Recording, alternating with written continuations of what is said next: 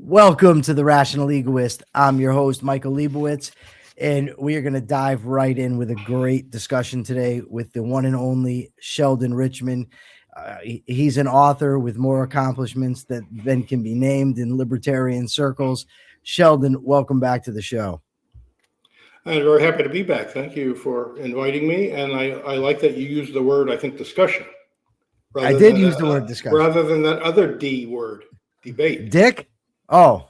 I wouldn't use that word. Unless you were named Richard. Or if you were being a Richard, maybe if someone's being a Richard. But anyways, this is why I love Sheldon Richman, because he's the pinnacle of politeness. So yes, we're going to have a discussion about our differences pertaining to. It's interesting. The way I want to phrase it, because our goals are almost identical, if not identical, in that we both want human beings to be free. That's what we want. What we disagree about is, I think, the best method of attaining that freedom. So you are, would you describe yourself as an anarcho-capitalist? I don't want to mislabel you. That would apply, sure. Okay. It's usually not my lately I've been using the term market-ordered anarchism. Market-ordered anarchism. But that's awkward and long. It is, but it's okay. We're aiming for precision. Where I believe that the best way to achieve freedom would be in a limited, with a government that is limited to the protection of individual rights. At the outset, Sheldon, I do want to say that I think that the prospects of either of our preferences being achieved in the next 20 years are very, very slim. So to some people, these discussions come off as almost like irrelevant. Like, why are you guys even talking about it? But to me, the reason to talk about it is because the only way we could ever achieve what we want is to convince enough people that we are right. And the only way to do that is by talking about it, right? So I'm trying to think of a good place to start. First of all, I guess would be, what is the sort of ANCAP or anarcho-capitalist tradition that most resembles your point of view or most feeds your perspective? Okay, well, to back up a second, when you talked about we both want the same thing, I think that's true. We want an environment in which people are free in order to find the best way to flourish as a rational human beings. So that's very general. That's very general. But another way to put it is our disagreement is over what is the best form of governance, right? NCE at the end of that word. Because at least my style of statelessness or anarchism is not devoid of governance. It's devoid of a ruler or rule through the state. But me and the people I've learned from put a whole lot of emphasis on law. And Hayek in his famous trilogy, Law, Legislation, and Liberty, stresses in the beginning of that the difference between law and legislation, which I think the average guy on the street doesn't distinguish those two things. They probably think, oh, law is something the legislature passes and the executive, the governor, or the president signs. That's law. So there's an old tradition about law being something else. It grows out of custom and therefore is rooted in people's actions, activities, which is goal-directed and usually aimed at improving their situations through cooperation with other people. So that's my kind of a starting point. Now you asked, who say your question again, whose philosophy of anarchism is closest to mine? Yes, but I first want to clarify something. You're not saying that legislation is not law, right? You're just saying that it's not the only type of law. No, I agree with Hayek that it is not law. It's decree. At all. It's decree. Now, okay. Maybe the people voted for the legislators who then passed that, but that is not law. Now, it may, and I would add maybe coincidentally, line up with natural law, right? Sometimes it does coincide, and Spooner pointed that out, Lysander Spooner. But other times it's quite a bit off from natural law, right? It violates the natural law. You'll agree with that. Government violates natural law all the time these days.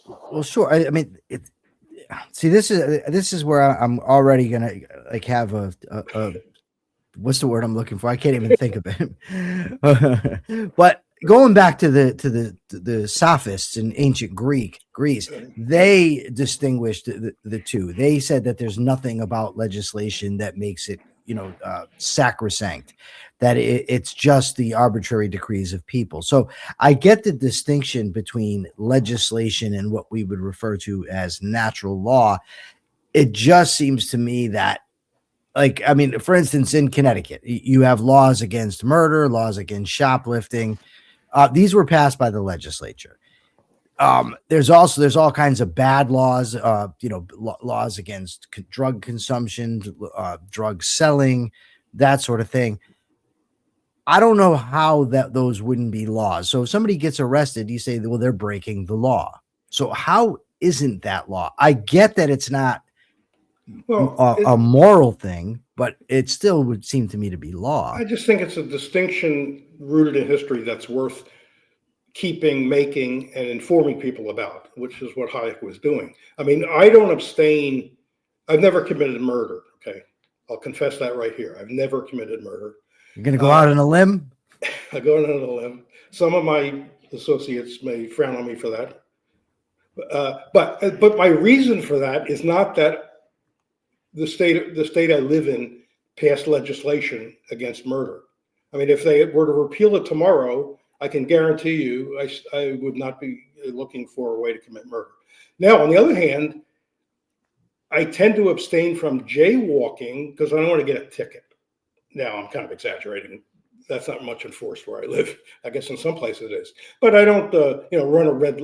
Well, I don't run a red light even if I see nobody's coming, so I'm doing it safely. I mean, sometimes in an emergency, you might do that at late at night or something, because I don't want to get a ticket. So there, I'm obeying it because the legislature has passed legislation, and there are going to be consequences like taking money from me or my driver's license that I don't want. But murder, theft, torture, rape, false imprisonment, kidnapping. I don't do any of those things. Have no plans to do it. I guarantee I'll never do it. But it's not because there's a statement on the books saying this is a felony and you're going to get in trouble if you do this, including losing your liberty. So I think it's a distinction worth making. Maybe we're quibbling over words. I mean, it's obviously well rooted in people's use that law is something that legislatures pass and executives sign. So, I'm not going to go to the barricades over the distinction, the semantic distinction, but I think in this conversation it was worth raising. I mean, Hayek, named a trilogy with that distinction in it. No, I actually think that minute distinctions like this are important. The reason I think so is because if you and I agree basically on the fact that human beings should be free, I want to find the fault line where our views separate. So I've come across this, especially lately, numerous times, the idea that law and legislation are two different things. The way that, in what you just described, what I'm thinking of is the distinction between malum in se and malum prohibita, right? That which is a crime in and of itself, and that which is a crime because the government says so. Right. That's the distinction that I would make. Sure. But I also don't see what is so sacrosanct about the common law. For instance, when I took my legal classes, it was called judge-made law. Recently, I've seen people call it judge-found law. And the implication is that there was this law out there and these judges found it, that it's actually the natural law that they're applying. But I don't see how judges are superior to a legislation, to legislators when it comes to making law. Do you understand what I'm saying? Yeah, I have something to say about that. First of all, I'll recommend a book to you. And I think a lot of the conversation about whether we need a state or not is marked by this lack of knowledge about the deep history of the development of Western law.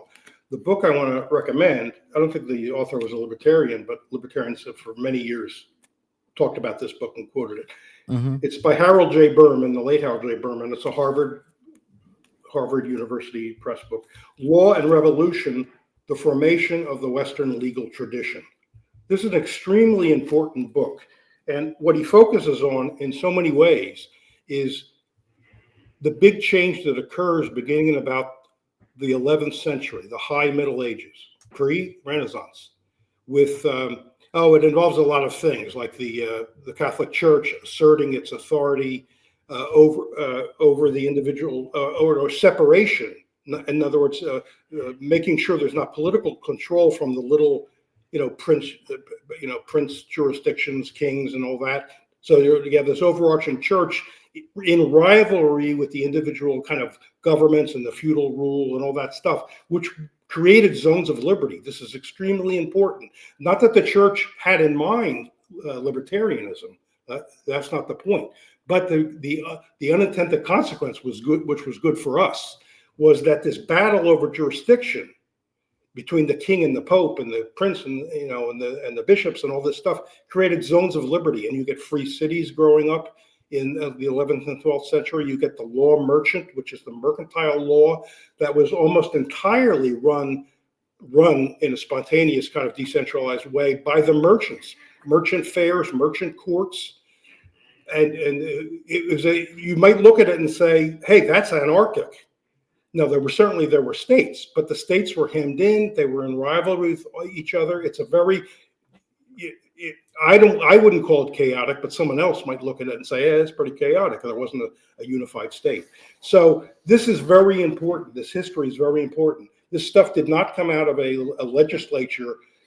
Capitalism doesn't come after some legislature got together and formulated some theory of individual rights and the right to trade and the right to produce and all that stuff. And then he said, okay, you have the law now, go ahead and be capitalists. Mm-hmm. That's not how history works. So I might have drifted from your question. Remind me of the question, because I want to make this, I just want to show you this the second important.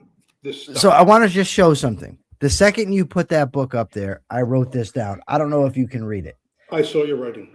What it says is Iceland, Ireland, Acadia, merchant law, because I thought these might come up. Of course, it has to come up. Okay. And no discussion of anarchism that doesn't talk about this stuff can be satisfactory. Okay. So in the case of the merchant law, first of all, the law was extremely limited to those that were involved in trade. Secondly, it was in the backdrop of states that would enforce. I knew you were going to say that. But it's the truth, though, right? It's the truth, because there were states, but they were in a sense very limited. Now, do you mean to tell me if there hadn't been states, the merchants? Look, the merchants wouldn't have developed mercantile law anyway. Of course, they would have. Trade is very old; it goes back to pre-ancient times. Sure, right? I don't disagree. Everybody wants goods. Sure. From how far away they come.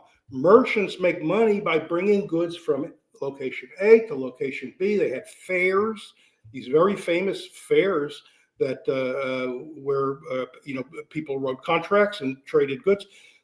Given all those motives, people want goods. Merchants can make a lot of money by providing those goods over long distances and in sophisticated ways. And by the way, all these sophisticated instruments come up, like even the beginning of the corporation, limited liability partnerships. All this began like 11th century, if not earlier. You mean to tell me, even if there weren't states, the merchants wouldn't have found a way? That just beggars belief. There's no way. Here's the problem. No way there would have been no mercantile law except for kings and princes. No. I'm not saying there couldn't have been any law without kings and princes. What I'm saying is that those laws that you're talking about did, to some extent, rely on the enforcement from the very kings. Yeah, but I'm saying in the absence of that enforcer, and by the way, you may be overstating how much enforcement, because I don't think they resorted to courts. First of all, they were in a hurry. Very often they didn't allow appeals because everybody was in such a hurry to continue making money, that they said, look, we have a dispute. Let's get this settled real fast so we can move on and make money, get rich. So there wasn't a lot of resort to the state. Well, okay. The point is, if there was no state to resort to, obviously they would have found a different way to do it. And a lot of it didn't rely on the state anyway, because the motive was so strong. Oh, I know you asked about the common law. We need to get back. Yes, we do, but I want to. The common law has advantage, and nothing's perfect in human affairs, of course. Mm-hmm. But the reason why it's worth distinguishing, or according to the common law respect that legislative law shouldn't get, is the common law, first of all, is based on two parties, at least two or more parties, bringing a dispute to a judge, somebody they regard as fair and wise in the area, something like that. Legislation is the result of legislators sitting around in kind of an ivory tower. Maybe they're getting lobbied by people outside, thinking up, here's how I think we should solve a problem. Antitrust law. Let's have antitrust law. Those companies are pretty big. That's not the same as two parties in a dispute going before a wise, fair person they both agree is fair and saying, look, we have a disagreement. I claim I've kept the contract. He claims I haven't kept the contract. We can't resolve this. We don't want to fight, by the way, because fighting's expensive. Plus, you can get hurt and killed, but it's also expensive. Mm-hmm. I'm invoking David Friedman here. So, Mr. Judge, who we pick you because we respect you and think you're fair and know something about the area of law, a custom, please sort out this dispute. You don't get that with legislation, right? Two parties in a dispute coming to a legislature. So that right away gives an advantage to common law. Now it's not, obviously it's not going to be perfect. It's people doing it. And so, but that's my initial answer to why we should sort of have some reverence for the common law over legislation. Look, I won't even deny that there was never a case where legislators corrected something in the common law where the common law kind of went off the track and violated rights. It's not impossible that could get corrected by legislation. So I'm not denying that. No, but the idea that when you say that, for instance, that two parties to a dispute, they go and find a judge that they both, agree is fair and equitable. But in England, these weren't like arbitrators that they were going to. These were court judges, the King's Bench, for instance. These were state actors under the crown that were settling their disputes. And not only that, but in order to enhance liberty in England, they resorted to, for instance, Magna Carta, the Petition of Right, the English Bill of Rights. Sure. And there was also, during this period of time, the king lost his head. You ended up with the Star Chamber, or, religious oppression, that sort of thing. There was it's not as if that because you had common law, you had a situation where basic rights were protected. And in fact, I would argue that the liberties that were achieved in the United States of America were greater than those that were achieved in common law England. And in terms of economic growth, where you talked about earlier, how in the case of the law merchants, they would have gotten to, they would have evolved anyway. But the growth in the United States was far superior to anything the world had ever seen. And that all occurred in the legislation. But the U.S. commercial law and Western commercial law, as it got codified by legislators, was based on the law merchant. That's established. I don't disagree with that. Merchant. But let me make one more point here. Sure. You said the judges were state officials. But as you'll see, in the Wealth of Nations, Adam Smith talks about the competition in courts. There wasn't just one single court system in England. There were different kinds of courts that had on paper a defined jurisdiction. I don't mean geographical. I mean the area of law, human affairs. But They were rivals. First of all, they made their fees by the cases brought to them. That's how they made money. People brought their cases. So they wanted more cases. And they began to say, like the court over here who did this, had this area, would say, well, you know, we're related to that area, so we can take a case that you think is going to go to that court, because, and everybody was doing that. Smith points this out, and Todd Zwicky has a paper. I forget where it was published, but he's a George Mason law professor. He's a journal article on this sort of thing too. So there's much more competition among courts, and Berman talks about this too, than you seem to think, and that most people seem to think. It was a much more chaotic, and I will say anarchic. Now, it's right. There's a state, but again, it's kind of fragmented. They did make efforts to limit the state through Magna Carta and other things, which was very uneven. Made some progress, but also slipped back. I mean, you know, after the Magna Carta was signed, the Pope excommunicated the barons for that, and the government kind of canceled it, and it wasn't that well observed. But there is a rolling momentum in history, and it's not, you know, there has been progress. So I think you underappreciate how anarchic Western history has been, which gave us these benefits that we enjoy today. The things that you would like to see restored and modern I'm not stuff thrown out. No, it's not underestimating it. All I'm pointing out that is that there was an ultimate enforcer of the law. Yeah, but I've given you an answer to that. The motive was so strong by concrete people, merchants, customers, and everybody else, and other institutions jealous of their own power, like the church didn't like the little states, the little princes encroaching on their authority to pick bishops and stuff like that. All of this was in contest with each other, which it ended up creating freedom. If the state hadn't been there, that process would have still happened, because merchants wanted to sell and people wanted to buy. Okay, so that I would say, first of all, it's unknowable what would have happened in the counterfactual. No, because there's too much private activity going on to say that wouldn't have happened. Sheldon, but okay, in Austrian economics, right? For instance, let me just give you the hypothetical. You don't, a strong argument against the idea of monopoly is that competition doesn't necessarily entail the amount of firms that are competing in a given area or over a given product. That just the knowledge that people have that competitors might enter will allow them or lead them to keep prices low, to not try to do things that are outlandish, that are going to hurt their business. In a similar fashion, all these people that are acting in these areas that you're talking about understand that there's consequences coming from a general state if they don't abide by the rules, the verdicts that they're getting from the judges in whatever circumstance. I have to object. You don't think that's true? I think you're way overstating that. I would invoke what David Friedman talks a lot about, and why different protection companies would recognize each other's rulings and verdicts and things like that because of the repeated dealings. Okay. And the merchants understood that if you didn't keep a contract, and it becomes generally known that you don't keep your contract, people won't deal with you. This is in Berman. This is another work on the law merchant. And I don't disagree with that.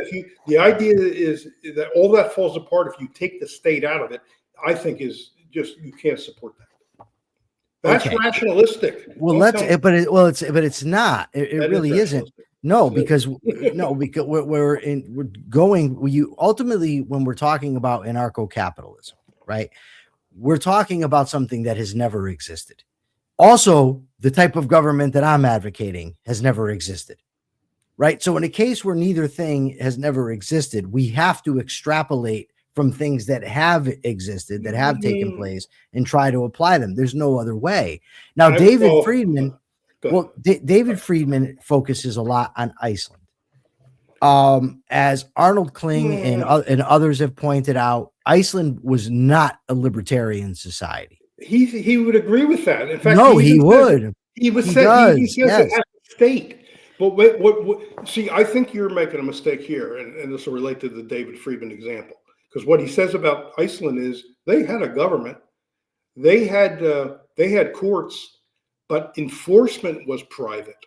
Yes. So he's pointing to a particular aspect, not saying the whole system is what I'm No, looking for. I Same is know. true. I think the same is true in your case. You say, well, we've never had anarchism, also that we've never had limited government. So, how do we know?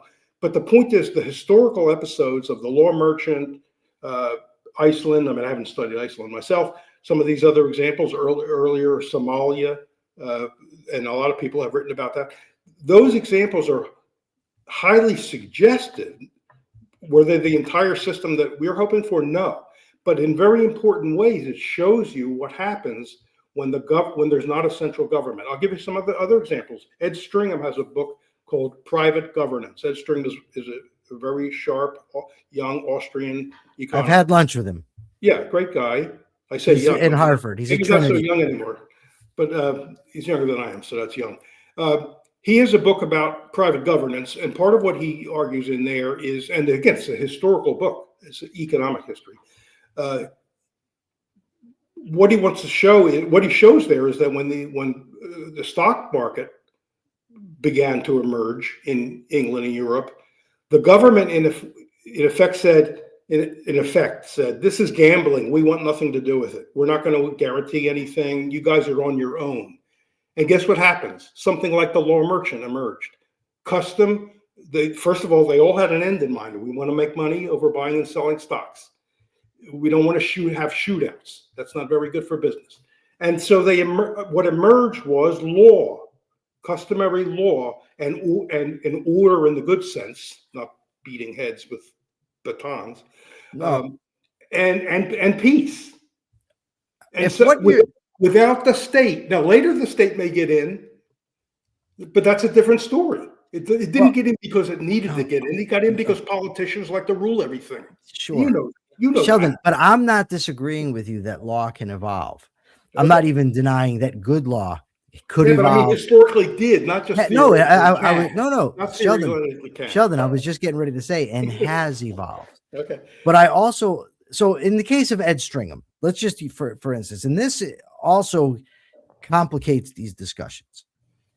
Ed Stringham doesn't advocate, what he advocates are like communities, anarchic, separate communities that are basically private communities, right? Now, I haven't read up on it. I'm only going by my discussion with him, and this is a discussion that took place 2 years ago. So if I get it wrong, apologies to Professor Stringham. But what I'm wondering, Sheldon, is maybe we're not even speaking of anarchy in meaning the same thing.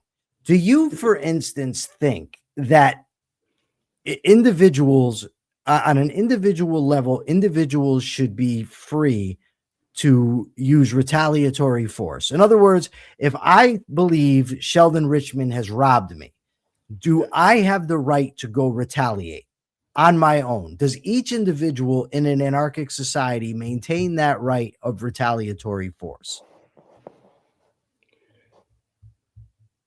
It's a complicated answer. I mean, you have a right to retaliatory force, but if you were to do it without demonstrating to the people around you that this was justified and the other person wasn't in any way, cooperating, you're going to have difficulties there. People not knowing whether you really know this person took your TV. You're saying he took my TV. I'm coming to get my TV, even if I've used force. But there's no demonstration of it. George Smith years ago did a very good article, I think, in the Journal of Libertarian Studies about entrepreneurship and security. And Rainer Barnett, I think, has done some writing on this too. That in order to protect yourself and your reputation, you would want to demonstrate basically to the community that you're justified in retaking your property if the other person isn't cooperating with you. So yeah, do you have a right to your property? You don't lose your property just because someone took it. So yes, you have a right to regain your property. No. I'm not just talking about that. It seems to me you'd have to agree with that because you can't delegate your right to retaliation or recovery of property unless you have it. So even if the state is doing it, That doesn't mean you've Yes. given it up. What I what I We're not Hobbesians here, I think, no, right? let me You're not a clarify. Hobbesian. I'm not a Hobbesian. No, but let me clarify. Would people in an anarchic society be free to retaliate, to use retaliatory force? Yeah, but Would it be? That's what I they'd want be to know. free, but they wouldn't be free of the consequences from other people. In other words, Yeah, if they but call you an aggressor, that's you're part gonna, of the you're gonna get. problem. Yeah, but that's why they would do what David Friedman anticipates they would do, and as Okay. they did historically. And his great example is his great. And yeah, I know you'll say the state is hovering in the background, but Well, the was it? example the example I'm going to give it that he gives is the auto insurance industry, right? Auto insurance industries, a lot of them, and a lot of drivers have different companies. And when a crash occurs, chances are good they have different companies. The companies don't go to war. And I'm going to make the additional point. The reason they don't go to war, they already have arbitration agreements in effect. They don't even go to court because the courts stink. I will deny that if you take the state out of that picture, they would be fighting each other. That's nonsense. They would not be fighting each other if you take the state. If the state were to be erased, all state would not be fighting Liberty Mutual or whoever when a crash occurred between their clients, and each is saying it was your fault. No, it was your fault. They would be going to arbitration, and it would be some kind of monetary settlement. They would not go to war if there's no state. Hey, no state around. Good, let's start shooting each other. Rand thought that would happen in 62 or 3 in that one essay. She never revisited it, and I've unfortunately too many official objectivists like ARI types have done nothing but never read anything additional but Rand's 62 or 63 essay. Okay. I have here, they pretend, either they're ignorant or they pretend that an incredible scholarship has emerged at least since the 70s. So I cannot speak, but Sheldon, I'm not here to speak for what anybody's knowledge but my own. What I will say is what you just said is false. Ayn Rand in the essay you're talking about does not say that insurance companies would be fighting each other. That's no. In effect, she does. No, she does not. No, she does not. No, not even close. She said if each had their own, she talked about competing governments, but she meant agencies. Okay, but there's a difference, Sheldon. If two people have different companies, and she even said something like, you know what will happen, namely they'll pull out their guns and start shooting. But who's going to do that? That's the key here. What she's saying is, if you have different agencies that are licensed or have the authority to use force, what they're competing over is the use of force. Then you're going to have that, not that insurance companies. That's not, do I have it? I wish I had it. They're not competing over who. No individualist libertarian anarchist ever talked about who competing over. Hold on, if they're defense agencies, correct? They're not complaining. They're not both claiming a monopoly and then no. Hey, I have a monopoly, therefore I'm killing you. No, but that's not what I said. What I'm saying is that what they're ultimately competing over. First of all, they have the ability and the right in this society to use force. What they're competing over is yours too. Yeah, but no, they're not. There's not this competition. But I'm just clarifying her point that these agencies are competing over who best uses force. Who best uses it in defense? So she was misstating the Rothbard. She was arguing against Rothbard. She was misstating the Rothbard, so that indicts her even further. No, it doesn't. I'm a fan of hers. I'm a fan of hers in most ways. But it doesn't, because what she's saying is Rothbard has a position, right? And what she's saying is this is Rothbard's position. This is what actually occurs under Rothbard's position. But that's a leap. That's a big leap. This is well, it's not, because Rothbard's answer ultimately, first of all, Rothbard himself says there has to be that arbitration at some point has to come to an end. He doesn't give the answer of how. There's not a final arbiter, but he does say it has to come to an end. We know. Look at the Law Merchant. Okay. Not only that, but Rothbard postulates that all these agencies are going to be governed by libertarian law. which David Yeah. Friedman, I think, demonstrates is codswallop, right? That's just not how it's actually going to pan out. The idea that you're Yeah, going to have right. And Friedman supplies the missing link there, and I think he does it. I think he does it well. But I don't see the problem for the theory, the okay. overall So, theory. but here, so this is ultimately the problem. I want to get back to not insurance companies. I want to get to individuals having the right to use retaliatory force. Yeah. Right now, I agree that in a capitalist system, in a free country, by and large, I'm Alan Greenspan's essay "Assault on Integrity" comes to mind. That reputation is huge. It matters by and large. But you still, for instance, need prohibitions against murder, theft, robbery, that sort of thing, embezzlement, fraud, because there's people that just don't give a damn about that stuff. Now, if you have a system where each individual is free to use retaliatory force, the only consequence here is that he's going to be shunned by some people. Well, the mafia was shunned, by polite society. They didn't really much care. Street gangs don't really much care if they're shunned by polite society. There's plenty of people that don't care, and now you're in a situation where they can go retaliate, and it's legal to do so. And the only consequence is going to be that polite society is going to shun the people that do this. That doesn't seem to me a strong enough deterrent to stop the madness that results from this. First of all, that's always a small percentage in a society. It's a small percentage in a society where there's laws in a state. It's not a small percentage in the society you're talking about. A lot of that is fueled by things like prohibition, which gives rise to organized crime and stuff like that. Now, there'll always be people who steal and will kill people that get in their way and stuff like that. Sure, but everybody else will have protection agencies, and there's means to deal with that. And somebody who doesn't, as a rule, do that, but just goes out, if he thinks someone stole his TV, just goes out and beats the guy and says, "Give me my TV," without any, just for some reason thinks that's the guy. That person is going to have difficulty dealing with other people. First of all, an action can be brought against him. And if you say, well, what if he just says, I thumb my nose at your action? Right. You don't think there'll be consequences from that? Okay. I'm weighing that against the state. The Sure. state is a monopoly on all of that. And the state has been historically the worst predator ever. And on the other hand, the idea that you can contain the state, and this is where the distinctive objectivist theory, I think, comes into real problems. The idea that you can, when Yaron Brook was debating Brian Kaplan, he kept saying, well, my state, a proper state, he kept over and over again saying a proper state protects rights.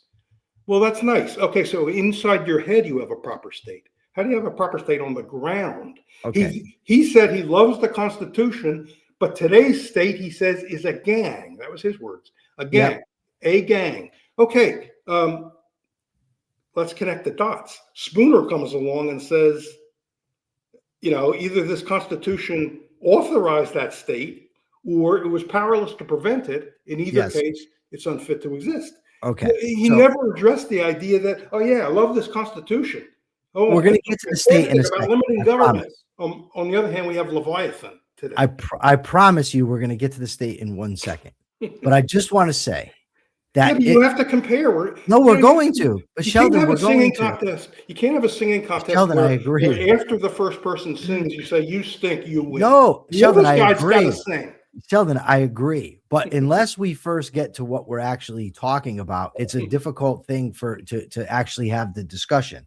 Okay. But I'll just say that in a case, if Sheldon has a defense agency, I don't. I'm going solo on this. I'm taking the risk. Like the people who don't want health insurance because they say, you know what, I'm not going to get sick anyway. I don't care. I'm saying that I live in a low crime neighborhood. I'm not out there. I'm not, gang banging. The chances of anything happening are very slim. I'm going to go solo. I firmly believe that Sheldon has robbed me. I go back and retaliate. Now, and retaliation isn't just retrieval, it entails punishment as well. So I inflict a punishment on you that I think is reasonable. But you have a defense agency. Mhm. Okay. So I've afforded you no due process. You haven't had a trial by jury. You haven't been proven guilty beyond a reasonable doubt. It's just me. But by what right then does your defense agency have to come and attack me or to arrest me if all I'm saying I did was retaliate? Well, then because most people will look. People's expectations are very important, and they're important to a limited government too, right? If people don't, you have no hope of keeping a government limited if people don't have expectations that the government will remain limited. So there needs to be kind of taboos. The same is true of a stateless society. It presupposes, just like an enduring limited government would presuppose, liberal attitudes. I'm using liberal, in the old sense, our sense, liberal attitudes among most people. And so if people have expectations, this is a point that Kaplan made against Brooke. If people have expectations of peaceful dealings with people and peaceful resolution of disputes, you're more, that's what most people will do. Sure, there'll be outlaws. But people will find ways to deal with outlaws through their protective agency. First of all, most people will want to, because of the division of labor, delegate it. I mean, I don't want to get in a fist fight. I'd rather have a security agency protecting me. So this is what I call a boomerang critique, because it affects the case for limited government as much as it does. But even more so, because you're not setting up a monopoly agency that's proclaiming the right to use force. How often in history has a state which might have started maybe on the benign end of the spectrum quickly accumulate power and become a tyranny? That's an old story, and look at the United States, which was let's discuss the last best hope. Let's discuss the state. So I'm going to use Lysander Spooner and some of his critiques against the state.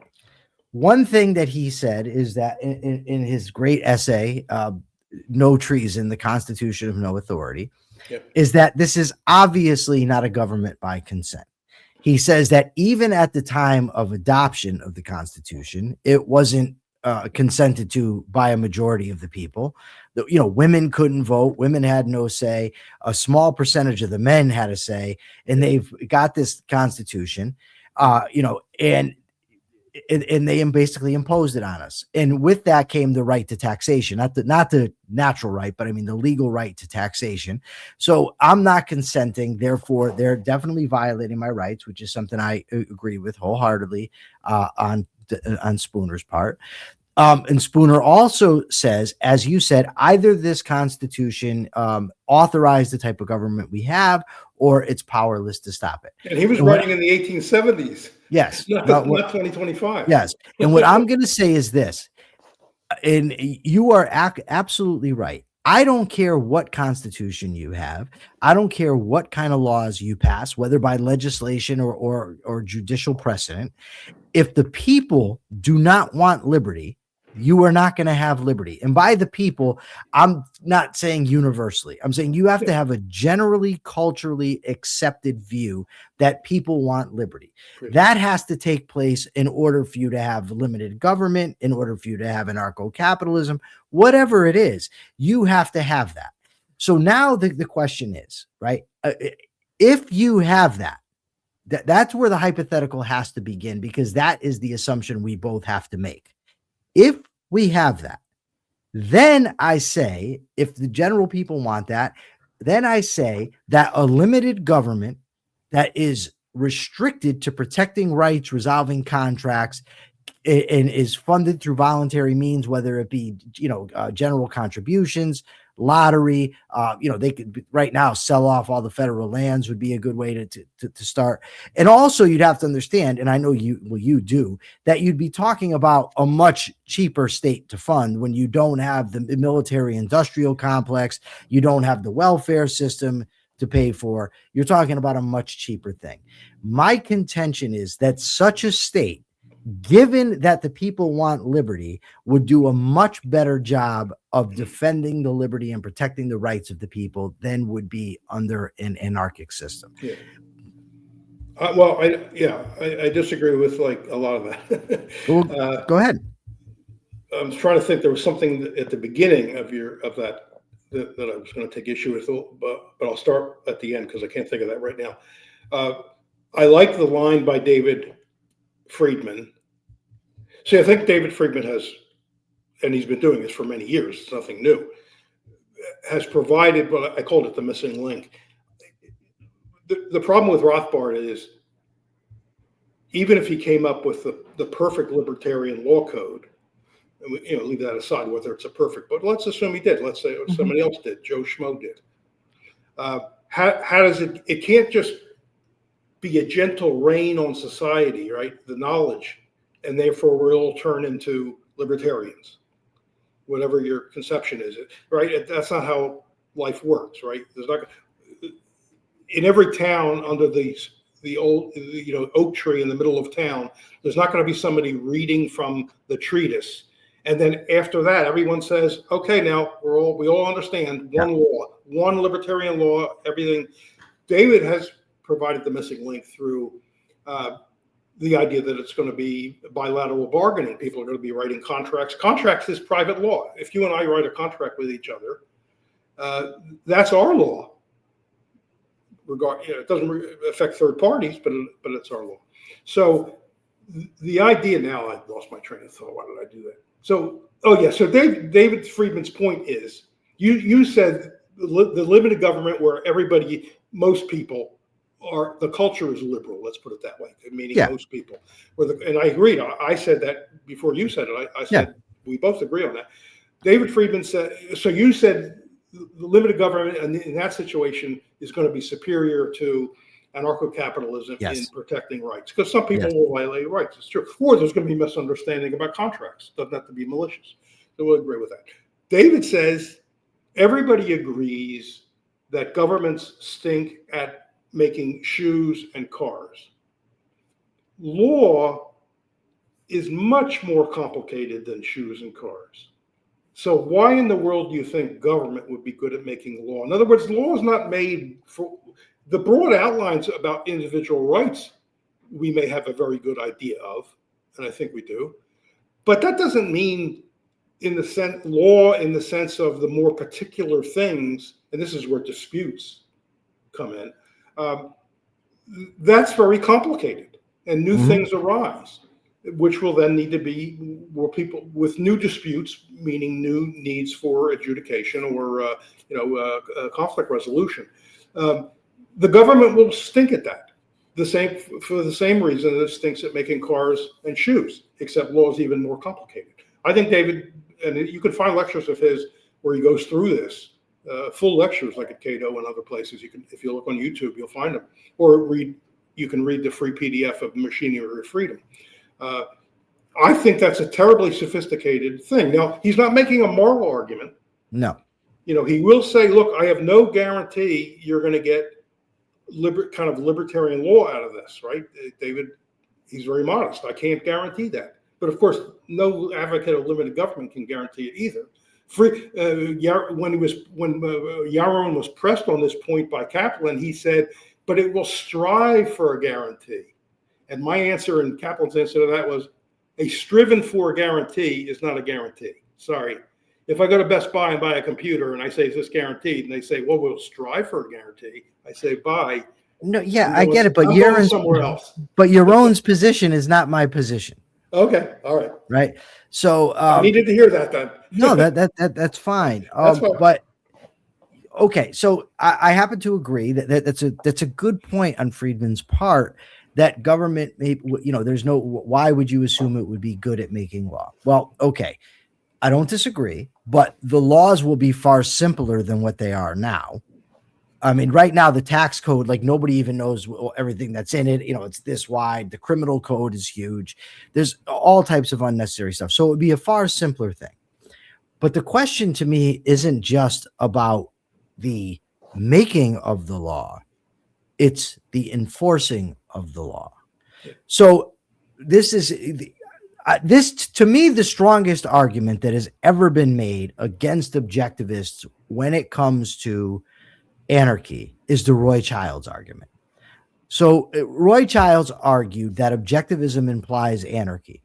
That I know there's people watching that are going to say yes, but he later recanted. Yeah, I know he did, but that's not really relevant. Well, we don't even know. We don't really know. We don't know why that he recanted. No, I've read where he actually said, he never wrote down a refutation. No, but he did. He said, I'm no longer an anarchist. Yeah, but he never told anybody. He talked to me even. Yeah, but didn't give anybody, even his closest friends, a hint, a strong hint about what his argument was. No, all he said is he was no longer an anarchist. So, yeah, well, maybe. Well, I have that in his book, Liberty Against Power. So I know it. I mean, that's an easily provable thing. But anyways, his argument was that by the objectivist position that you can't initiate force, that an objectivist government, no matter how good, could not stop defense agencies from coming into being, because to do so would be to initiate force against them. Now, I disagree with him on that, and that this is, I think, a good place to start, be a good avenue to go down. First of all, I personally think, and Stephan Kinsella mocked me. Oh, he says it's too risky. That's actually not what I said. What I said in the hypothetical was, if you had a government that was specifically limited to protecting individual rights, did not tax, so it was funded completely voluntarily, and then you had a defense agencies that could assert equal jurisdiction, that would create such a risk of violating the stable order of rights protection that it would justify stopping it from happening. In a similar way that if you had a collector that wanted to buy a nuclear weapon, although he assured everybody he wasn't going to use it, it would be right to ban somebody from owning a nuclear weapon. It would be perfectly legitimate to pass laws against people driving while intoxicated, because the risk of them violating somebody else's rights is so high that it justifies it. Now, that was the argument that I made, but I've since even moved beyond that. And here's why. And there's a few hypotheticals that I want to run through. Okay. The first one is this. If we have a government, and I live in Connecticut, so let's just take Connecticut, and the government is strictly limited to protecting rights. The culture in Connecticut is such that we've adopted liberty. Most people want it. We don't want people passing laws to confiscate our wealth, to stop us from taking drugs, whatever we want. So the government here is limited to just that. Sheldon and you and me are citizens in this state. Now you say, you know what? I don't care for this. I think I could do a better job at protecting rights than the existing government. So you go out and you start Sheldon's Defense Agency. Let's say Carlos, my friend that I went to the Soho Forum with, one of my friends that I went with, Carlos comes to you and hires you as his defense agency. Now, Carlos comes to you with a report. Carlos says, Mike has robbed me. Mike has put a gun to me and robbed me and taken my stuff. So now Carlos goes to you and he makes this report. You go to the government and attempt to arbitrate and say, listen, we have a situation here where one of my guys says one of your guys robbed him. We want to arrest and try your guy. The government says, no way. Look, we will take him. We will try him. Carlos can testify as a witness. And if found guilty, he will be punished according to the law. You say as a defense agency, no, we have a right to assert jurisdiction here. We're going to handle this. You come and arrest me so that you can try me. I say, listen, you're initiating force against me. You're assuming I did this. You've apprehended me. I call my government. They come, they get me back, and they arrest you. Now, who in that scenario has initiated force? Okay, let me back up a second. First of all, the idea of a government, which means monopoly, without the power to tax is a floating abstraction, to use a Rand term. I can in no way even imagine a government that will enforce a monopoly without a power to tax? What if nobody gives it any money? Rand says that under capitalism, all property, this is a verbatim quote, I believe, all property is privately owned. So the government is what, hovering in the air? I mean, doesn't it have offices, or does it have to rent? But where's it get the money? What if nobody, how do we know which is the government? What if nobody gives, what if, everybody says, okay, they're saying they're the government, but I'm not giving them any money. And so they gave their money to other, in other words, you have sort of a divine, you'll deny this, of course. And I don't quite mean it literally. You almost have a divine theory of the state. Which is the government? If people want to offer services, and maybe they want to use the same procedures, maybe they want to use Western procedures about evidence, presumption of innocence, etc. They're not risky. They're saying, hey, we use the same procedures as you do. Where's the risk? Because, by the way, to compare risk of that to risk of nuclear wars, nuclear weapons, that's no. That's a foul. That's a foul. I'm Sheldon. I'm identifying a principle. No, right? but you're and principles exist on a continuum. You're equivocating on the word risk. No, I'm really not. To have a nuclear weapon that can't even be targeted against an aggressor. Okay, a bazooka. General destruction to an agency which may be mimicking the state's own procedures. How is that risky? You're using kind of a. I'm going to tell. We're going to get to that, but Sheldon, we're going to get to that. Why it's risky. I promise you. But your whole example seems to be riddled with problems. Okay, well, let's see. Who is the government? Well, I'll tell you. So right now we have a government in the United States of America, and we have a constitution. We certainly do. Okay, so to get from there to where I want to be, it requires, as you already said, that the culture has to adopt liberty. So we in that situation, we already have a geographic area designated as the United States of America. There's already a government in place. We're not in a state of nature. There are 50 governments in place. Yeah, yes, sure. With a lot of disagreement in law and stuff. Sure. We'll get to get to all QED. No, not QED, and we'll get to why not. World government. No, you're committed to world government. No, that is such a straw man, and we can get to that. No, it isn't. It is, but you're jumping way ahead. You've made a point, and now I want to respond, and then you make three more points. Well, object makes me jump ahead. Sorry. Okay, but so the case of the floating abstraction. We already know what a government is. A government is an organization with a monopoly on retaliatory force in a given geographic area. We already have that. We have the United States government. Can I break in here? Yeah, but that government that we have today is riding on a whole history of illegitimate moves. I don't disagree. This is the point I wanted to make before. Even because when you mentioned Spooner, even going back to the Constitutional Convention, that was a coup. I know what it was, Sheldon. Hang on a second. Yeah, but your viewers may want. Sheldon, listen, but we yes, under the Articles of Confederation, it had to be all states had to agree. Under the Constitution, I believe they made it 9. Also, they changed the rules once they got to Philadelphia. Yes, that was also, a coup. Yes, it was. I don't disagree with any of that. And if you want to get to that afterwards, and we can get to Rothbard's solution, we can do all of that. It's fine. But I can only handle one objection at a time. I know, but you're piling in so much stuff. No, I'm really not. Also, forget about it. Yeah. So in the case of the idea of a floating abstraction, we know what a government already is. It's a monopoly of force in a given geographic area, which we have. We have a United States federal government, which has federal authority, and then we have 50 state governments, which have authority in their domain.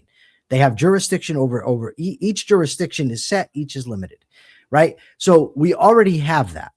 So now the idea is if the culture adopts liberty, we have to whittle that down. The idea that if the general culture accepts liberty, that people are not going to fund the government that protects their rights, to me, it just doesn't make sense. Well, then why would they fund defense agencies? I mean, you run into the same problem. Yes, but we've already postulated, we've already agreed that the general culture has to accept these ideals. Until you have that, the discussion is moot. It's irrelevant. It doesn't matter. There's nothing that we can do. So in this case I'm talking about, if we were to talk about a government and we were to come up with different ideas of how to fund the government, right? Through different types of taxation, whatever. Some may have happened, some may never have happened. We may propose a government structure that's never occurred. These aren't floating abstractions because we know what the general idea of government is. A government is simply a monopoly on force in a geographic area. It is irrelevant how that government is funded. Irrelevant. So again, and we can get to all the constitutional stuff you want to in the one world government, all that stuff. But again, I just want an answer. In this hypothetical I gave you, who has initiated force?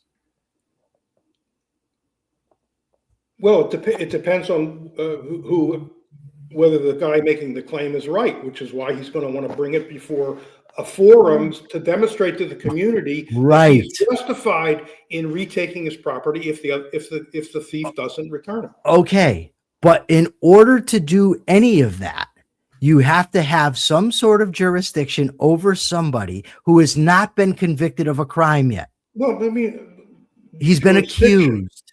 I have a right to accuse somebody. I have a right to accuse somebody. Of taking my TV. Yeah. Okay. And Friedman uses this as a very example, right? And the guy says, "I didn't take your TV. Yeah. I bought this at Best Buy, 3 weeks ago." Yep. Well, I'm presuming that most people in that situation aren't going to want to fight. They'll go to their agency and they'll work it out. And then the guy will say, "Here's my receipt. Here's the CCTV from Best Buy showing me at the Sheldon, counter buying." I'm not talking about a TV. I'm talking about an armed robbery where someone's taken somebody's money. Oh, well, so what I want to know is who in this scenario that I gave you, which is not a far-fetched scenario. If you've got competing defense agencies in a given geographic area, one person accuses another. In the scenario I gave you, there's already a government in place. Who initiated force in that scenario? Well, I don't know. I don't think I know enough details, but why does the state have a right to? Why does the state have a right to do anything? Hold on. This is the entire point that I'm making. Is you don't have enough details yet. That's why people will go to their agencies who've already have agreements to go to arbitration. Have already picked an arbitration, and you want to talk about floating abstractions? It'll be seriously, Sheldon. That's not a floating abstraction. It happens in auto insurance every day of the week. With the state hanging over their head, Sheldon. You were positing that if the government would disappear tomorrow, all the insurance agencies would begin shooting at each other. No, I'm not. No, that's not what I'm. No, it's not. That's a ridiculous straw man that I've never said, never implied. It was just in your previous statement. The state is there in the background. because that's my point. Because contracts are able to be enforced. Don't say it is a straw man when you just said it. No, because it's not insurance companies that are going to be out there shooting each other, but insurance companies, protection agencies, but Sheldon, any organization, any crime right now that's committed anywhere, there's a government that has jurisdiction. I'm talking about in America that has jurisdiction over that area, and people know where to go to resolve it. That exists right now. I gave you an example, and this was just at the beginning. This wasn't with millions and millions of people involved. It's one example that you have a government already in place, and this occurs. And in that one example, you can't tell me you initiated force. Now you're telling me when you multiply that. I see that in a lot more detail. Yes. If the guy stole his TV, then he initiated force. But Sheldon, this is the entire point. That in order but Sheldon, in order to find out the truth requires standards. It requires things like investigation, due process. It requires all kinds of antecedents that go into proving bottom-up standards. Law merchant, but in this specific case that I gave you, in this specific case that I gave you, which if you were to have competing governments, I'm talking about with the Roy Childs hypothetical, that the existing government couldn't prevent the other one from asserting jurisdiction. What I'm saying is that representing its client. You talk about asserting jurisdiction. Yes. It's kind of a fancy, let's get it down to earth. representing the client, and it's not going to, by and large, is not going to want to engage in violence because it's bad business. Hold on. That organization, in order to get justice for its client, necessarily has to use force. No, disagree. They don't. So No. so then what's my deterrent from robbing him? No, maybe after the process has gone through, and if the person refuses to help, to cooperate. I refuse to submit to that process. But the government is not some sort of divinely endowed organization. I'm not saying it is. All I'm saying is that. But the government will be violating rights all the time by your own standards. No, it would not. We can get to that in a minute. It doesn't have the halo around it. No. This is all. Hold on. These are all straw man libertarian arguments. I don't think so. That are made over and over again. What I'm saying is that, this is the gist of it. In order to have freedom, you need to have law that's knowable to everybody involved so that they know whether they're breaking the law or not. It has to be knowable to everybody. You also have to have procedures in place that people necessarily have to go law through. Merchant. Everybody knew. Everybody knew because it's based on expectations. Yeah. So yes, in law merchant, like I already said, they relied on states to enforce it. Well, then don't tell me that you're not saying that if the government disappeared tomorrow, insurance companies would be fighting it out in the streets. Don't tell me. I'm not saying that. It's not. No, it's Sheldon, that's not what I'm saying. Said a moment ago. No, it's every not. time you say the government was there. It was. What it means, then you're Sheldon, saying if you take it away, they'll be shooting out. No, it does not. It does not mean that.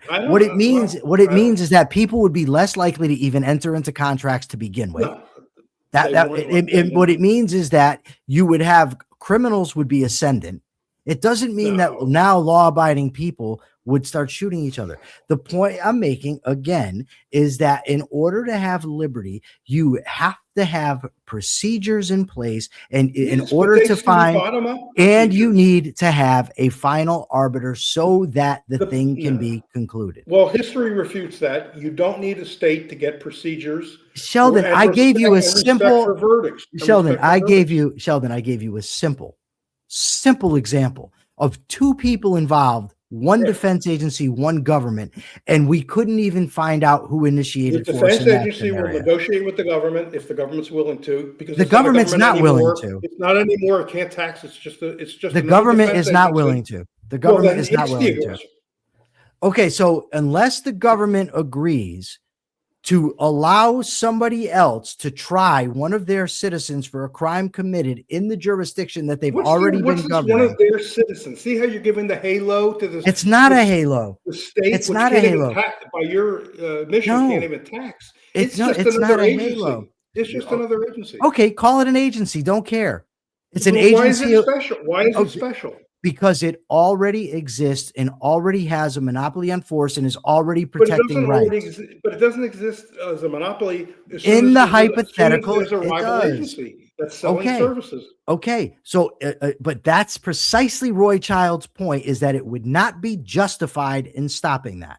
And what I'm arguing is it's justified in stopping it because it necessarily renders rights insecure because you don't know who's committed force. It might be justified in stopping in a particular case, stopping it from going to recover this TV, but stopping it from existing as an agency, no. Those are I didn't say. Hold on. I never said it did. I've never once said that you could not open. What I'm saying, an agency can exist.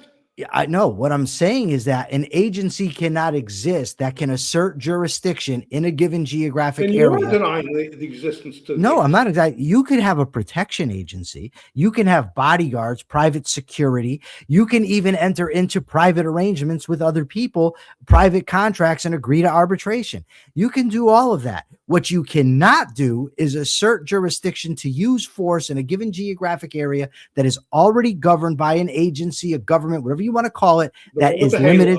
That is okay. It's got a halo and it's limited to protecting. God has appointed it. Well, then Roy Childs ultimately appointed it, not Mike Leibowitz. Roy Childs gave the example that damn near every libertarian anarchist I've ever argued about goes to. They go to that Roy Childs was right. That government would not be justified in preventing jurisdiction from another agency. I'm saying it would be. And then you say, well, then that government has a halo. It wouldn't. But then Roy Childs was You wrong. wouldn't be able to prohibit companies from forming to offer protection services and deal with and make agreements with other companies to that if we have a conflict, we go to this arbitration. In other words, the Friedman story. I mean, he didn't cite Friedman, but basically he's saying if a Friedman system was growing up where there was also a gang that was claiming to be the government, if it shut down those agencies, then it would be aggressive. Okay. It either loses its monopoly or it becomes an aggressor by shutting down the agencies. That's Child's argument. Again, you can have protection agencies, you can have defense, you can have bodyguards, you can have whatever all that stuff, have it. What you cannot have, what the state would be perfectly just in stopping, is from one of your agencies asserting jurisdiction in this geographic area. That wouldn't be just. I don't know what you mean by asserting jurisdiction. That sounds too political. I already told you what I meant by asserting jurisdiction. It's not. It's very simple. In the case that I gave you, where you have a client who comes to you and has accused me of robbing him, if you come and assert the jurisdiction to arrest and try me, which is what jurisdiction means, the government that is already in place, that is committed to protecting rights, has the right to stop it. That full stop. Well, I don't see where it gets the right. It gets the right because if it's already, that doesn't apply to anybody else. That no one else has. Hold on. I'm going to say the reason it has the right, or the reason it's just in behaving this way, is because it's already committed to protecting rights, and to allow a situation where you can come and arrest me and try me would necessarily render my rights insecure. That's why. Well, my agency goes to your agency, and we already have an agreement, and we begin the process to determine whether my accusation that you took my money or my TV or my wallet is true or not. Hold on. The government, the thing that's calling itself the government should butt out. Why should it butt out?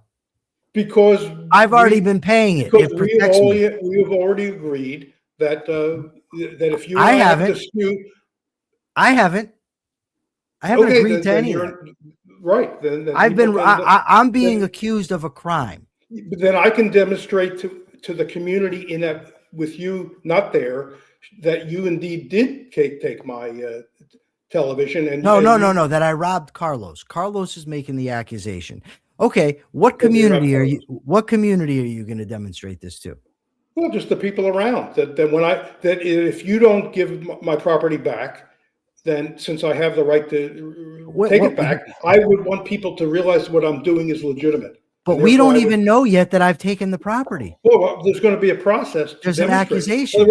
A trial. I said a trial with you. If you're welcome to show up, if you don't show up, I can still present the evidence. Okay, so you're going to try me in abstention because there's nobody with a halo. There's no agency with but nobody said there was a halo. Okay. Yeah, but you talk about the government as if it has a halo. No, I'm not. I'm talking about the government. No, I'm talking about a government that already exists, consists of human beings, that has a monopoly on force in a geographic area that is limited to protecting rights. It has a monopoly on force. Where did it doesn't ultimately it doesn't matter where it got it. No, it ultimately doesn't matter. That in this is you mentioned. Hold on. We have a monopoly on force. No, it didn't. First of all, it didn't just declare it; it already has it now. So to get from where we are to where I want to go, okay, that's fine. But it's still there. It still has it. Yeah, and as Randy Barnett writes, you brought up Randy Barnett, that if the government is limited to protecting force, you don't have to consent to it. In the same way that you don't have to consent. If you punch me in my face, you don't have to consent to getting arrested. I would say to Barnett, you don't have to consent. It was getting back to my distinction between law and legislation. The law or legislation, whatever you want to say, whatever you want to call it, in both cases, against murder is binding on you, independent of your consent. I totally agree with that. You don't need to consent to anybody before the rules against murder, theft, and all that stuff, the common law crimes. That does not require consent. So I agree. But the government, I don't see how the government can operate if you don't. The government requires consent if it's going to operate. First of all, it needs money, and you're saying you can't even tax. Well, it does. It needs money, but it doesn't need money from every person that lives in that area. But that institution requires consent, not some of its decrees that happen to coincide with. It doesn't require. It does not require consent from everybody. No, I would disagree. The monopoly requires consent. It requires consent to be the monopoly. No, I would disagree. But okay, how does it get a monopoly status? Well, it's got its monopoly status. First of all, like I said, the thing already exists. And now if we were able to establish the type of culture. You're like the magician who we see putting the rabbit in the hat. How? What difference does it make? By saying what you just said. No, I'm not, because you've agreed with me that the only way to get from here to there is to change the culture. That's the only way. If the culture changes, the government that's currently in existence gets whittled down, and all it does is protect maybe that's just a way station to free market anarchy, order anarchy. Okay, well that's fine. And what I'm saying is that way station stops with the government that doesn't tax. Well, there's no reason why it should. First of all, it can't tax. Okay, so I've already given you one example. So I'll give you another example. In an anarchic society, right? Anarcho-capitalism, where you have competing defense agencies, you have two teenagers. One's 18, one's 17. I know. We're going to do this now. Age of consent. So you realize that states of the union have different ages of consent? Yes, I do. Do they go to war? Again, countries have different ages of consent. Do they go to war? Sheldon, this is why every single libertarian brings that up. The problem is this. Well, no kidding. But it doesn't follow, because in the United States of America, the different states have boundaries. So when you're in Connecticut, this is the age of consent. When you go to New York, this is the age of consent. When you're in California, this is the age of consent. When you're in a different country, well, here's the thing. I hired a defense agency that says that my 17-year-old daughter cannot consent. Joey's parents have one that says 16-year-olds can consent. My daughter has sex with Joey. In my mind, and according to my agency, my daughter's been raped. Your agencies will work it out. There'll be side payments. Oh my Friedman God! gives the example of disagreement over whether there should be capital punishment. They're going to hold on. So they're going to work out whether my daughter's been raped. That's what they're going to work out. Rape, you mean statutory rape? She's not saying she was raped. She had sex against her will. But this sounds like an intra-family dispute. Okay, the problem she is wants to have sex. Her father doesn't want. Yes, that's fine. Yes, the problem is. You have the defense agency that I've hired, these defense agencies that are very efficient and very good at serving their customer. That's what they're good at. But they won't go to war. Okay. Well, what I want them to do is protect my daughter from having sex with somebody over 18. They won't go to war. Why? They'll say, keep your daughter locked up. Hold on a second. That's what they're going to say? Really? Probably, because we're not going to war. Really? So then my defense agency, that's fine. So my defense agency, which I've hired to protect my rights and the rights of my family, is now not going to protect the rights of my daughter. Your company will do, first of all, already be something in the contract about that stuff. Go to arbitration. Right. Again, in my contract the culture is liberal, so people will not be expecting war every time there's a dispute. No, but in my contract is going to be Loctite. That my daughter cannot have sex with somebody over 18. That's what I want. And I want the agency that's going to provide me with if the daughter wants to have sex with you. Even if the daughter wants to have sex, I'm saying that there's already laws like that. So, I mean, they already exist. It's not so far-fetched that I could find an agency that would do that. And this is why you want the state, which obligates you to a world government. No, it does not. Again, it doesn't. That's a straw man. And it's an incredible one. States which have different ages of consent. There can still be a dispute where a father says, Yeah, My my but you know daughter. who has jurisdiction, Sheldon. Yeah, but again, we're back to the God No, we're endowment. not, because we already know in those cases, whether God or Sheldon or Lysander Spooner has designated it.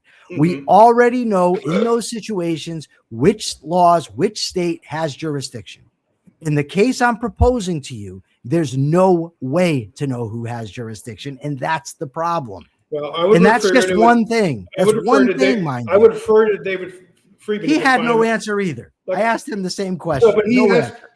the example he used is where one some people want a deal with their protection agency that if they're murdered, the murderer will be executed.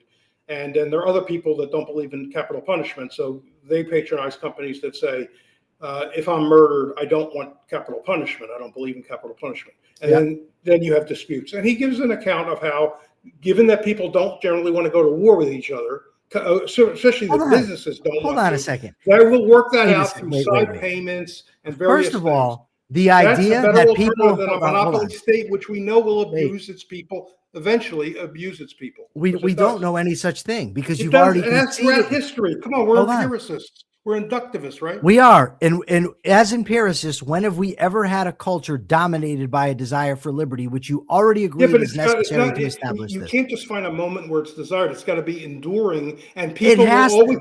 people will always be Yes. tempted to get something for nothing by going to Yes. the state. Right. You And need we to all guard that's against why that. If that's you can't, why of course you that do. But anarchy doesn't do that any better than a limited yes, it state. does, because there's no state. No, it doesn't, There's no because I could monopoly. still There's go no higher. monopolies. You can't go What to the state and say, "Give me subsidies," steal money from other people to give to me. No, There's no state. no. What I can do is hire a defense agency, though, that because I don't want drugs being sold in my community, I Yeah, can but go hire a defense agency that's going to enforce that. look, I can go hire a defense agency if that's you going to went door enforce to the death door, penalty. if we didn't have a government, let's say we didn't have a war on drugs, assuming the government still stayed there, but there's no war regarding drugs. Yeah. If you went door to door saying, with your tin can, saying you want to kick in the donation, I'm going to stamp out heroin use. Want to help me out? I have a feeling there'd be a free rider, not problem, a free rider blessing, and people would say, "No, I don't want to give." In other words, if it's out of their own pocket, they're not going to do it. As Friedman points out, They people are already willing. do it. People are. They already do it. They don't voluntarily do it. What? What percentage of The Americans do you war, the think is, war against drug users is financed by taxation. yeah, by people that vote for the politicians that Oh, they put in the vote. Yeah, they vote for it taxation? because it's going to take from everybody else, and they'll pay a little bit. That's it. Some people pay. Plenty of people are willing to Yeah. pay for it. And in the situation you're talking about, you wouldn't even need a lot of people that were If there willing was to not pay for it. compulsory taxation, you wouldn't be raising money for a war on drugs. How, Because more, okay, as Friedman points out, people are going to tend to be willing to pay more to protect their rights or their lives Sheldon, than they're going to be willing to pay to meddle in other people's lives. Sheldon, some people, Most some people, people, most. but that doesn't stop there from being a large enough contingent that will pay for it. I doubt it.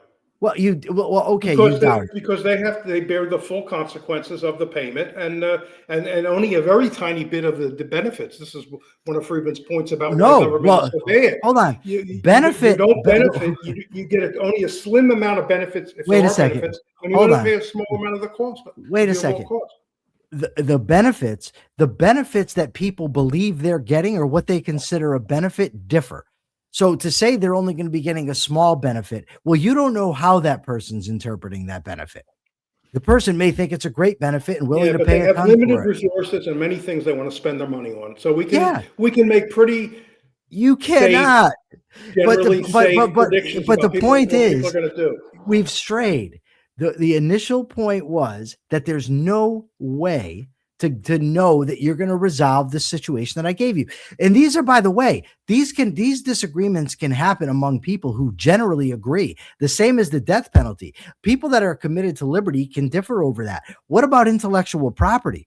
Are you telling me that Stephan Kinsella is ever going to sign up with a defense agency that's going to compromise on that issue? Well, as Friedman points out, we're going to, especially given the internet and everything, that's fading away. And it's not enforceable, and it'll go away. Well, there's It'll take still care of itself. Let's put it that way. okay. Well, there right now there's still laws against IP violations. There's still trademark, copyright, patents right now, and there's no universally accepted People position. will work it out, especially as you say, if the Will liberal they? culture has expectation and the people have expectations of peaceful resolution, then they'll Yeah. work things out. Yeah. Property rights, intellectual property rights to me are as sacrosanct as if you stole my computer. Okay, that's a different. No, we're moving because into a different debate. we aren't though. What I because here's- said was I made a meta point. They'll work it out because Yeah, the and- expectation is we settle the disputes. Why do you assume? How do we? So They're would not they going to work turn to the gun. By your own assumption, they're not going to turn to the by gun. my own assumption? If somebody steals my intellectual property, my agency damn well better resort to a gun. If the person that has violated my rights won't return my money, Well, and you may have a hard time compensate getting a me? company. You may have a hard time getting a company. Oh, I don't think I would. We're not going to Because war. We're not they're going to war. going to We will do the settle best. things. They're will going settle to do things the through- best, Sheldon. We will settle things through arbitration. Hold on. The hypothetical always is that these agencies are going to do their best to serve their clients. You have a lot of people out there Within for good whom business practices, intellectual which is to avoid property is war, very important. which is to avoid war. Okay, Well, they're not so going to then, fight wars over it. well, I don't understand why You if got to people pay write, people hazardous pay. It's expensive, very expensive. Your employees are going to want more money. you have a volunteer army right now where people agree to go fight wars that their government started that do no benefit to That's them. got the mystique of the state, which is another thing we haven't added. The state has accumulated over history a mystique which is very damaging to individual liberty, because people say, "Oh, the state," and you to some extent have done that. That's what I mean by the halo. Oh, it's the state. That's different from everything else because of the ideology which It's we're not. trying to defeat. It's not, but we're not in a state of nature. We're simply not. I didn't say anything about the state. No, but that's why I'm not putting a halo on it. I remember reading in Omnipotent Government in von Mises talks about that a lot of the current property relations, if you trace them back, they're unjust. But it just doesn't make sense to upend them all. It just doesn't make sense to do it. Rothbard's idea that we're going to upend every unjust property relation is absolutely absurd. Because you could go back 300 years and find out. I don't know that Rothbard says we're going to upend every. And he said, if you can find the original owner, then you give it to his not descendants. after a certain amount of time. Well, first of all, the original owner. Are you saying a living original owner? No. Rothbard. We're going to go a little too far afield with this. But my point is only that remediation is a whole big subject in itself, and I don't have. Yeah, I don't have any kind of my finished ultimate point is that we're not in a state of nature. We have a government, we have a constitution that could. Now, look, what I'm advocating and what you're advocating are so far off in the future. Let me, I'm not, I'm not this guy that's saying, oh, what we got to do is, like, you have this young group of anarchists out there now who think you're just going to go, you're going to convince people, the philosophers are going to come in and you got anarchy. I mean, that's just, codswallop. But we do have a government, we do have a constitution, we do have designated geographic areas, however they came about. So now, to me, what we want to do is, how do we, with what is given, what we have, establish the best framework for individual liberty? Okay, Sheldon, it's been an hour and a half, and I do have to go. But listen, I'll let you give a final statement, and you can, if it's got to be 20 minutes, make it 20 minutes. I don't care. Well, but I'm certainly willing, though, to have you on again to you're a formidable interlocutor, not debater, not debate partner, because this was not a debate, folks. No, it's a discussion. But I just want to say for the viewers, and I'm not. Okay, go ahead. This doesn't mean it's directed at you, Michael, but too much of the debate from the limited government side, and the Ayn Rand Institute is primarily where I see this, because that's pretty much what I see on this debate. Doesn't seem to understand, or pretends that this is not a fact, that there has been a very important scholarship going for the past 50 years. I'm not talking about the 19th century, Benjamin Tucker, people like that. There's important stuff there, but I'm just bringing it up, maybe make it a little more relevant to us. Rothbard, but then really picking up in the 70s, especially when Nozick writes his Anarchy, State, and Utopia, with the first section of which, Anarchy, was in an attempted refutation of Rothbard, which of course got responded to by a whole bunch of libertarians. My point is, it's a very, since the 70s, there's been a huge library amassed, literature, written by scholars, many of them academics, but some of them independent. George Smith, for example, was not at a university, but economists, economic historians, regular historians, sociologists, all kinds of stuff. A small sample from my own library, and don't think for a minute my library's, which is pretty modest, is an anarchist library. I got books on all kinds of things. This is just a sample. I mentioned Law and Revolution, very important. It's been a lively debate. In other words, if you're going to respond, and this I can refer you, I can direct this to you too. Anybody who's going to systematically respond to this argument for statelessness can't just keep it in the realm of theory. They have to refer to history and the points made by these scholars repeatedly over the years. We mentioned Ed Stringham. Where's his book? Anarchy and the Law. Now, this is like 40 papers, pro and con, by the way. People attacking, like Tyler Cowen, attacking Friedman, criticizing Kaplan and Stringham and other people about whether the agencies would consolidate, cartelize, and become a state and become a tyrannical state. Very lively debate. Stringham put together 40 papers, including the responses to Nozick. In other words, what I'm saying is you can't just do this as chess in your head, a chess game in your head, right? We are inductivists, at least you and I are. We believe in looking at reality and then using reason, drawing generalizations from what we observe.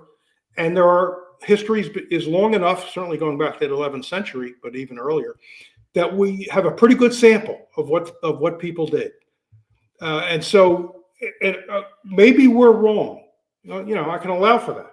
And as you say, maybe if the state weren't hovering in the background, none of that would have happened. It would have been total chaos and violence and everything. I deny that, but let's say, maybe you're right about that. The point is, you can't engage in this argument without familiarizing yourself with this at least 50 years of literature. It's extremely serious, depth, it's deep, comes from a variety of disciplines. I get the feeling when you listen to like ARI people, the way they dismiss it, and it's not. You're going to drive me crazy with ARI. It's not any deeper than Rand's, that one essay in Rand, which was very shallow. They act like libertarian anarchists are some freshmen in college who just learned about libertarianism, doing a bull session in their dorm room saying, what the hell do we need the state for? We don't need the state. Let's get rid of the state. They think that's how deep it is. And I just want to say to you and everybody else, it ain't so. Okay. So that's a thick book, and that's just to scratch the surface. Okay. So Sheldon, you are a formidable interlocutor as well. And I wanted to have this discussion, call it a debate. I don't really care, but a discussion with you. And the reason being, because I find that sometimes these things get to be so vitriolic. Like, I could disagree with you. We could do this, have 15 episodes, and I'm going to like you the same when we're done as I like you right now. Same. Right? We disagree intellectually. I don't think it's a moral failing on your part. I think you're coming to different conclusions than what I'm coming to. And to me, that's important. But let me just give my pedigree, because I don't work for ARI. I'm not associated with them in any way. I've read Lysander Spooner.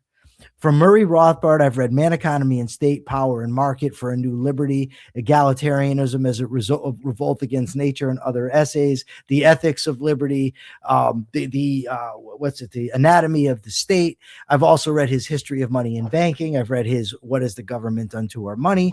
I've also read Rawls' Theory of Justice and, Nozick's Anarchy, State, and Utopia. I've read Rothbard's Machinery of Freedom. I've read Barnett's Structure of Liberty. I've read articles by Peter Leeson and Vincent Colosso. I've interviewed Vincent Colosso on the subject. I've also read Arnold Kling on the subject. I've studied up on the merchant law, ancient Iceland, Ireland, Acadia. I'm not somebody that just comes in and says, No, you're not. it's bad. That's Right? why I exempted you mostly. Okay. But I do think that it's a good discussion to have. I understand that there's a lot of people for whom it's irrelevant. It's not irrelevant for me. And ultimately, I'm an egoist and I'm worried about what's relevant for me. But Sheldon, thank you so much. If you want to continue this discussion, we can certainly do that and address your one world state position, some of the other things you have. That's fine. I'm not opposed to it. Sheldon and I also upcoming, I don't know, how far off we're going to have a discussion similar to this one, but about Israel. I just have to study up because I'm out of my league right now with Sheldon. So I do want to study up on it, but I do think that these discussions are fruitful. And for that, I thank you so much, Sheldon. Oh, thank you. Where can people find you, Sheldon? Well, I write an article once a week on Fridays, TGAF, which I've been doing since about 2006. It's at the Libertarian Institute, which is libertarianinstitute.org. But you could also search for me, look for Sheldon Richman Free Association. Just Google that and you'll find my blog, which pretty much mirrors what I have on the Libertarian Institute. I also have a Substack. They're all kind of the same. So if you see what one, you've seen the others. You've also written a ton of books. Let's not forget about that. I have some books. I did one on the Palestine-Israel question called Coming to Palestine. It was a collection of essays I'd written over 30 years. Came out a few years ago. I have a book about the Constitution, critical of the Constitution, and more favorable to the Articles of Confederation, but just in a comparative way, called America's Counter-Revolution, the Constitution Revisited. It's on Amazon. You can find it on Amazon. I also have a collection of my last book from a few years ago is called What Social Animals Owe to Each Other. It's a collection of essays on economics, politics, libertarian stuff.